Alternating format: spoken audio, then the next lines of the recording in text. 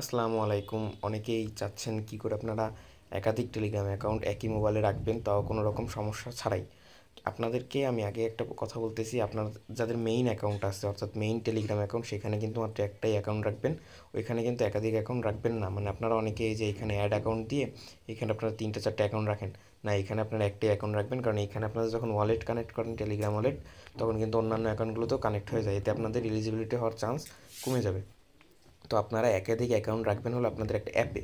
ওকে, তো আপনারা অ্যাপ অনেকগুলোই হয়তো প্লে স্টোরে পেয়ে যাবেন। তো প্লে স্টোরে অনেক অ্যাপেই আপনাদের হয়তো অল্প কিছুদিন ব্যবহার করার পরে প্রো করতে বলবে বা প্রিমিয়াম করতে বলবে, অথবা অতিরিক্ত অ্যাড দেখাবে বা অনেক ধরনের সমস্যা হতে পারে প্লে স্টোরে যেগুলো আছে।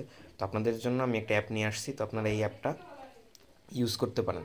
এই অ্যাপটা আমি আমার টেলিগ্রাম অ্যাকাউন্টে দিয়ে দিব, আপনারা ওইখানে পেয়ে যাবেন। আমার ভিডিওর নিচে ডিসক্রিপশন বক্সে আমি টেলিগ্রাম অ্যাকাউন্টের লিঙ্কটা দিয়ে দিব। আপনারা ওইখান থেকে অ্যাপটা নামিয়ে নিয়ে ব্যবহার করতে পারবেন। তো এই অ্যাপটা ব্যবহার করতে আপনাদের কোনো রকম লগ ইন করা লাগবে না। জাস্ট অ্যাপটা নামিয়ে নেবেন, ইনস্টল করার পরে দেখবেন এরকম একটা ইন্টারফেস চলে আসবে। এখান থেকে আপনারা প্লাস বাটনে ক্লিক করবেন। প্লাস বাটনে ক্লিক করার পর আপনারা জাস্ট এখানে টেলিগ্রাম না, আপনারা যে কোনো অ্যাকাউন্টই মানে যে কোনো অ্যাপই আপনারা অ্যাকাউন্ট ক্লোন করতে পারবেন। ওকে, তো আমি টেলিগ্রাম একটা করে দেখাচ্ছি। আপনারা জাস্ট দেখেন আমার টেলিগ্রাম আমার 8টা অ্যাকাউন্ট অলরেডি আছে এখানে।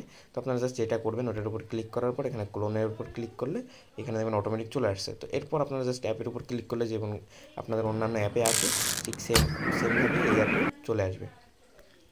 আপনারা লগ ইন করতে পারবেন। জাস্ট এইভাবে আপনারা পেয়ে যাবেন। আমি আমার লিঙ্কটা ডিসক্রিপশন বক্সে দিয়ে দিব, আপনারা এখান থেকে কমপ্লিট করে নেবেন। ধন্যবাদ। আল্লাহ হাফিজ।